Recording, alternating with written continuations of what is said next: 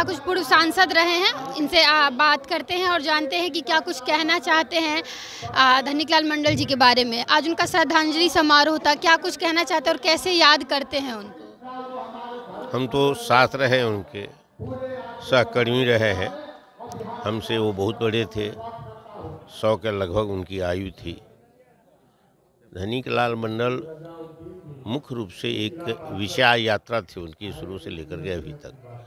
और विशाल यात्रा ये थी कि नूतन समाज के निर्माण का, समाजवादी समाज में, जिसमें सामाजिक और आर्थिक शैक्षणिक क्रांति के द्वारा एक सांस्कृतिक क्रांति हो।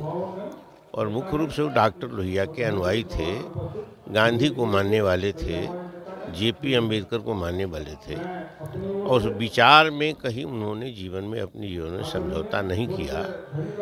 और अच्छे घर से आने के बावजूद भी अपने जीवन में उन्होंने गरीबी और फटवाली झेली है, लोगों के बीच में रह कर के काम किया है। और जो समाजवादी लक्ष्य था उसको प्राप्त करने के लिए अनवरत उन्होंने संघर्ष किया है।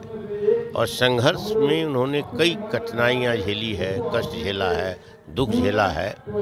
कम समय में अपने जीवन में वो गवर्नर के पद पर रहे या गृह राज्य मंत्री रहे या स्पीकर रहे, लेकिन संपूर्ण जीवन उनका एक संघर्ष की गाथा है, संघर्ष की कहानी है। और एक नए समाज के निर्माण के लिए ये उनकी जीवन यात्रा है। पहले जो समाज के लिए जितना काम उन्होंने किया उसको कैसे याद करना चाहिए आने वाली पीढ़ी को? जब तक पुरानी पीढ़ी को याद नहीं किया जाएगा तब तक नई पीढ़ी नए अरमान को लेकर के कैसे आगे बढ़ेंगे। सपना तो उन्होंने दिया है, और उन्होंने भी सपना लिया डॉक्टर लोहिया से, महात्मा गांधी से, सामाजिक व्यवस्था से। जो गरीबी, दरिद्रता, शोषण, ये दमन, ये सब जो समाज में था उससे भी उनका एक विचार बना था। और ये सब लोग करके ही नई पीढ़ी के लोग जो हैं, आने वाली पीढ़ी के लोग आगे बढ़ेंगे, तभी ना नया समाज बनेगा। समाज में तो बहुत परिवर्तन हुआ है, और परिवर्तन में धनिकलाल मंडल जी का बहुत बड़ा योगदान रहा है कि उन्होंने उसके लिए संघर्ष किया है एक समाज बनाने के लिए। ये सबसे बड़ी प्रेरणा है आज की पीढ़ी के लिए, कल की पीढ़ी के लिए। तो ये मंगनीलाल मंडल जी थे जो कि पूर्व सांसद रहे हैं, और इनका कहना है कि जिस तरीके से धनिकलाल मंडल जी का जिस तरीके से संघर्षपूर्ण जीवन रहा है उसको याद रखना चाहिए और लोगों को उस चीज़ से कुछ ना कुछ सीखना चाहिए। हम ऐसे ही और लोगों से बात करेंगे और जानेंगे कि उनका क्या कहना है। परिचय दें। राम नारायण यादव, घोघटिया, राष्ट्रीय जनता दल से हैं और पूर्व में अध्यक्ष में थे, जिला महासचिव भी थे। आज हम लोग जो आए हैं स्वर्गीय धनिकलाल मंडल के शोक सभा इसको नहीं कहा जा सकता, इसको श्रद्धांजलि सभा है। और श्रद्धांजलि सभा में सारे लोग आए हैं। बहुत अच्छा हुआ कि इतने लोग आज जमा हुए, लेकिन भाषण देने का लोगों ने ज़्यादा कम किया। उनके पथ पे बहुत कम लोग चलते हैं। आज आपने देखा होगा कि ये कहते हैं कि धनिकलाल मंडल अपने जो उनकी स्वर्गीय पत्नी का देहांत हुआ तो उसमें भी उन्होंने कोई श्राद्ध कर्म नहीं किया, कोई कर्मकांड नहीं किया। आज धनिकलाल मंडल का जो देहावसान हुआ तो भरत मंडल भी कोई कार्यक्रम नहीं किए।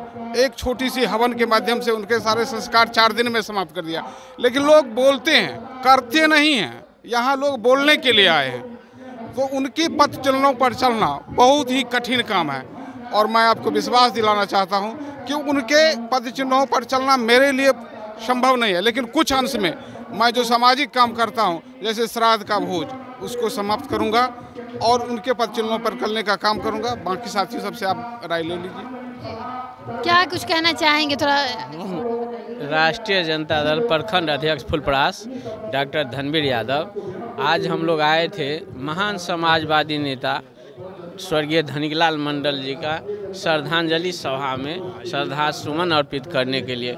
आज श्रद्धा सुमन अर्पित किए और यहाँ हम लोग कुछ सीखने के लिए आए थे जो सीख नहीं पाए, क्योंकि आज जो समाजवाद के जो पुरोधा थे हम लोग का, समाजवाद आज सांप्रदायिक शक्ति के आगे फेल है। क्योंकि इस समाजवाद में जितने आदमी बोलने के लिए आए थे, बोलते गए और चलते गए, उन्होंने अनुशासन को नहीं सीखा, जिसके चलते आज समाजवाद फेल है।